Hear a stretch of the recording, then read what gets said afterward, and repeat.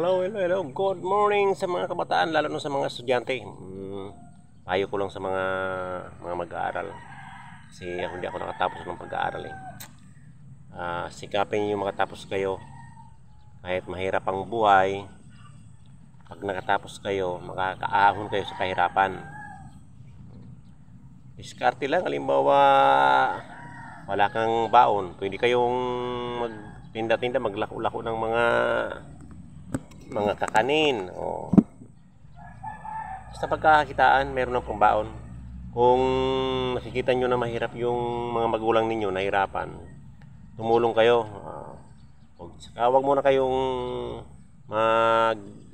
magano ng mga mamahaling mga gadgets ganyan, kasi siyempre kung wala namang pambili yung magulang ninyo, siyempre wala naman silang magagawa na kundi kung ano lang yung kaya nila. Kailangan focus muna kayo sa pag-aaral. Huwag muna kayong mag-aasawa. Tanggalin muna yung mga bisyo-bisyo. Huwag muna kayong magbisyo. Tsaka huwag muna kayong magluho. Huwag muna kayong magluho. Kung ano-anong luho.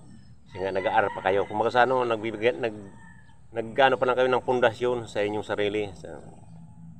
Kasi pag nakatapos kayo ng pag-aaral, nakakuha kayo ng mga trabaho, yung mga inaasam ninyo na mga gadgets, mga damit, mga kung ano pa, sasakyan, bahay, kayang-kaya na ninyong bilhin yan pag kayo nakatapos, pag kayo nakapagtrabaho. Kaya pag nag-aaral kayo, kung medyo nakita ninyong magulang ninyo na nahihirapan, huwag muna kayong mag-asam ng mga gamit na yung magaganda. Kasi nga nag-aaral pa lang kayo, nagbibigay pa lang kayo ng pundasyon sa inyong sarili.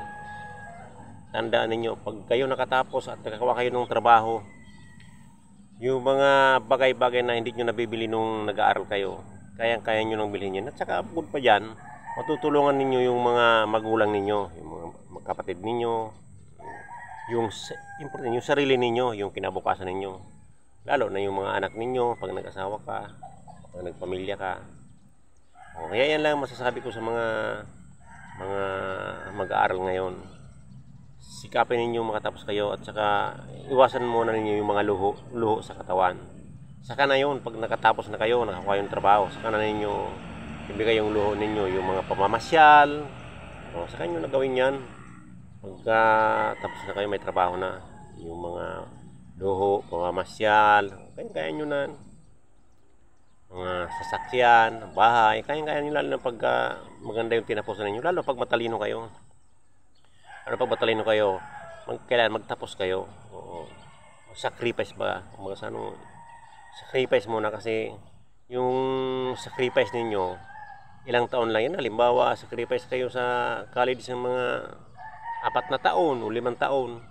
After nyan, pag nakatapos kayo, makakuha yung trabaho, yung paghihirap nyo, mapapalitan ng kaginhawaan.